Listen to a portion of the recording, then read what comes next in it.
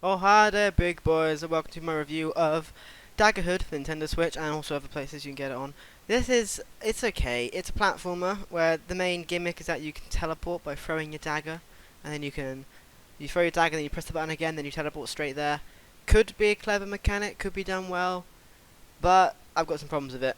It's quite difficult to start off with, can I just point out. I find this game really quite hard. I got to about World 212, I think. There's 5 worlds and there's 20 levels in each world. And by World 2, in fact, by the end of World 1, I was really struggling. The final boss of World 1 took me a long time to beat. I'd say half an hour. So that wasn't particularly fun.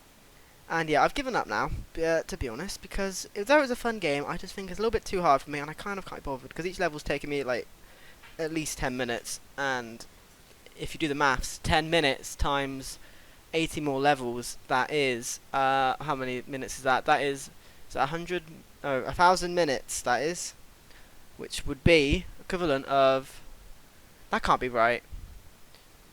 I don't know. It's a number. I'm not particularly very good at maths, as you can probably tell. But regardless, if you want to do the maths for me, you can do that in the description, in the comments rather. But yeah. So what else is there to say? Yeah. The art's quite nice, to be fair. It looks a bit like Celeste, doesn't it? In fact, the gameplay's a bit like Celeste as well. It's sort of like if Celeste had a teleporting mechanic. It's kind of what this game would be like. Kind of.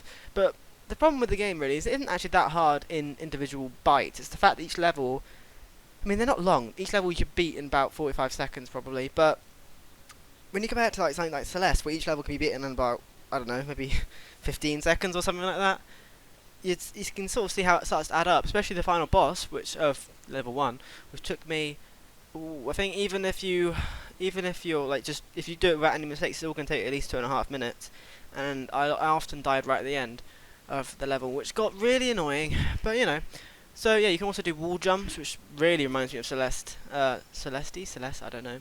Lots of collectibles and replayability and all that stuff. You can get fairies, you can get stars, you can get like weird sort of goblets and stuff. There's stuff like that. The game controls fine. It's all right.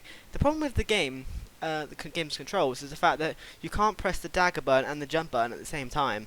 Well, I guess you could, but it would be quite difficult because the jump button is set to B or A, and the fire dagger button is set to I think X or Y. I forget what the Nintendo's buttons are. Yeah, and that means you got to keep switching your thumb out to do the buttons, which obviously doesn't make much sense and isn't very good for a platform. What you'd want instead is for it to be set to a shoulder button, so you can jump and press it at the same time. And for a game like this, where you need to be doing that quite often, to be jumping and throwing your teleport stuff, yeah, that can be a problem. It can definitely be a problem. But you know, it's fine. I mean, I don't know if that's a problem with other consoles and other devices, or if it's just a problem on Switch. But yeah, not so good. Throwing dagger. Also, the game's available on mobile. I'm pretty sure, which seems madness to me because I would not want to play this game on a mobile. It'd be so difficult to play. I mean, it's already hard enough as it is. And yeah, you can throw dagger. Actually, no. This is the problem which I've got with the game is the fact there's certain actions you can't do. For example, you can't throw a dagger whilst wall climbing, which and it seems like there's a lot of places where it looks like you should be able to do that, and it would make the game a lot easier rather than jumping into spikes, which I guess is sort of the point, but it's a bit annoying. So I'm not particularly happy about that thing. They could add that fairly easily, I'm pretty sure.